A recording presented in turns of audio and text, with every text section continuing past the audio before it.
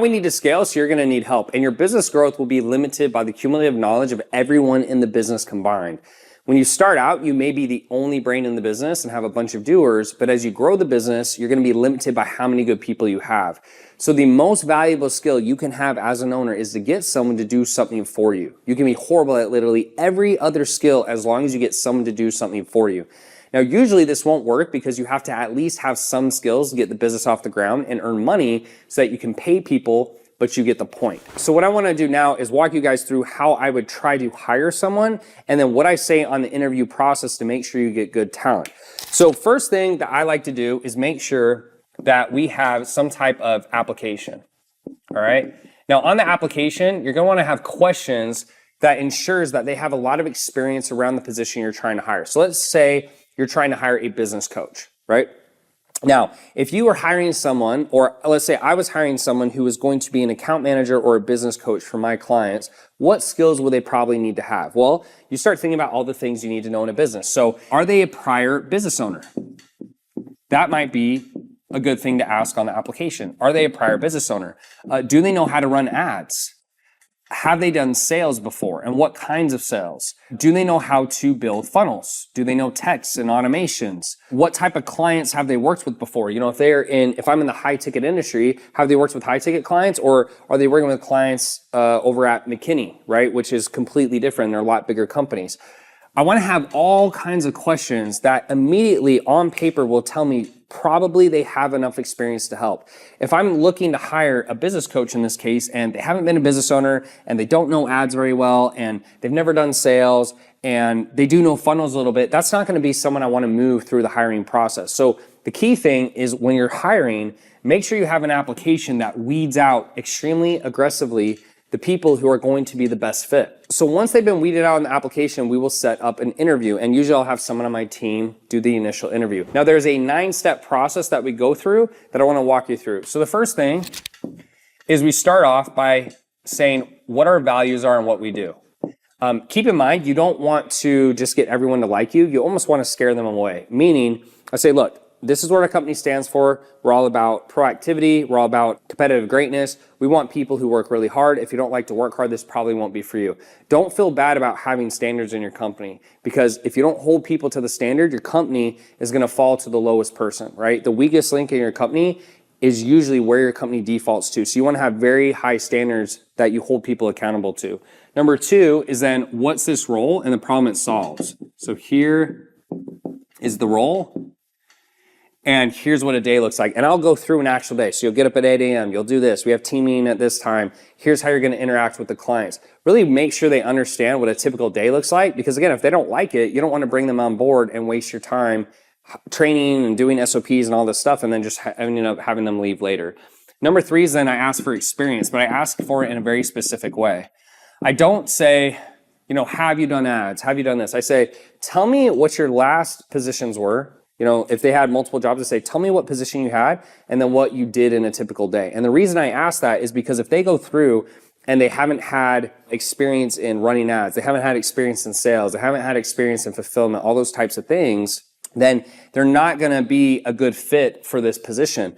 If I just go through and say, hey, have you ran ads? Have you done sales? Have you done that? Most people know that you're looking for them to say yes, and so you don't actually get good insight. But if I know what they did in their previous job, then I know if they're going to be a fit for this position without them knowing what answer I'm looking for. So if I'm looking for someone who's done ads and funnels and all this stuff, if they say, yeah, my last job, here's what I did in a day, and none of those things get brought up, then I know that they're not going to be a good fit. The next thing is I'll ask, what does success look like to you? Meaning, if you work for the best company in the world, what does that look like? Why are they the best company in the world? I don't care what their answer is here. I'm just looking to see what drives and motivates them. So the only answer I really don't like is if someone says I like a lot of time off, because ultimately that's not what I'm trying to hire someone for. I want to have someone who comes in and wants to work hard and really push the business forward. Number 5 is then I'll give some type of stress test.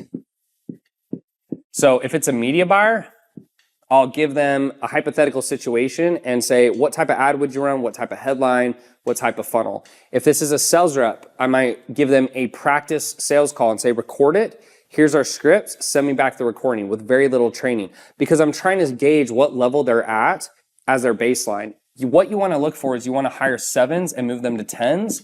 What most people do is they hire 3s and then push them to 7s, and then they get mad that their company isn't very good because they hired a lot of low-level people thinking they were going to get them to a higher number. It's a lot easier to hire a better person and then train them versus getting a lower-level person, and then with a lot of training, you make them average. You want to find 7s and move them to 10s.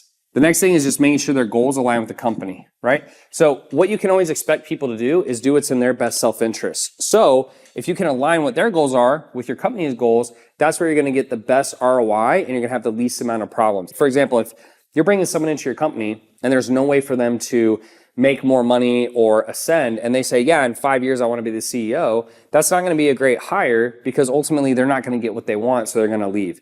Making sure their goals fit inside your business is the best way to get people to stick around. Number 7 is then I'll ask how much money would they like to make? The reason I like to ask this is, one, if they say a higher number than what I'm looking to give, I can reset their expectations and see if they're willing to go down.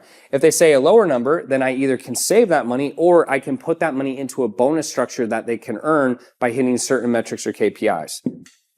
Number 8 is then I'll ask, what does work from home mean for you? For me, work from home means they're working from home. It doesn't mean they just work whenever they want.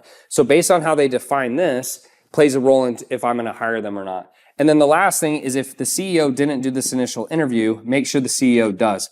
A big mistake I made is I would allow people in my company to hire people when they didn't have the same insight and experience I had. So now I don't hire any single person in my company unless they've been signed off by me. Now, once you've hired them, if they're still not performing at the level you need them to, then there's really only 5 reasons why they wouldn't be doing that. So reason number 1 would be that they didn't know. And we'll talk about how to fix these later. So reason number 1 could be that they didn't know. Reason number 2 could be that they don't know how. Reason 3 could be they didn't know when you wanted it by. Reason 4 would be they don't have motivation to do it. Lack of, so we'll just say lack of motivation. And then reason 5 is there's a block. If they didn't know, that just means we need to have a fix in communication, right? So they didn't know they were supposed to do something. It just means you need to be more clear, have a standard operating procedure sheet, or just obviously talk to them. Make sure that they know that they wanted to do it. If they don't know how, then that's going to be an SOP sheet. Okay, and on the SOP sheets that I have, what I like to do is I will have the task, then underneath that I will have a video, then I will have step-by-step instructions. So step 1, do this, step 2, do this, step 3, do this. And then I will have a resource tab.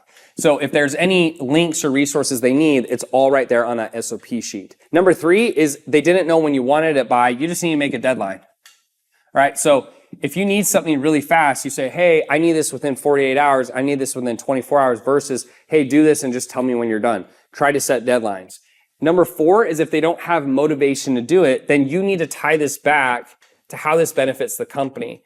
What I found is that if I have team members who are not motivated to do their job, sometimes they don't think it's important or they don't think it's relevant to helping the company grow. And so I'll actually have to go in and show them that, hey, by you doing this for the company, this is how it helps us grow and this is why it's important. And we need someone like you to do this important task. Now, if it's not one of those 4 things, the only other thing it could be is what I call a block. So I'll give you an example. Sometimes I'll go to my editing team and I'll say, hey, why are these videos taking so long, right? And my video manager trying to do a good job would just say, oh, you know, like we just have this and this and this and da-da-da. And ultimately, after we have a conversation, I find out that what I'm asking them to do doesn't work with the size team we have. So we would either need more team members or they would need more time or whatnot. And so sometimes what happens is that there's an actual block for them to do the tasks that you want them to do. And that really usually comes down to good communication from the manager, where if I'm asking them to do something that's not feasible, the manager has to come back and say, hey, look, if that's what you want, that's fine, but we'll either need more team members or we're going to need more time or we're going to need faster Wi-Fi or whatever the bottleneck is. So that's called a block. This happens every once in a while, usually when you have a manager who's really trying to go above and beyond and impress you, but they're not not telling you why what you're asking them for is unrealistic. And so this is called a block. And so all you have to do usually is remove that block. And as a CEO, you can decide if that block is worth it. Someone might come to me and say, hey, we need 6 more video guys. That's going to cost an extra 20 grand a month. And I might say, that's not worth the 20 grand a month. But at least now I know that if they can't hit what I'm asking for, it's because I didn't want to add the 6 more team members or give them more time or whatever it may be.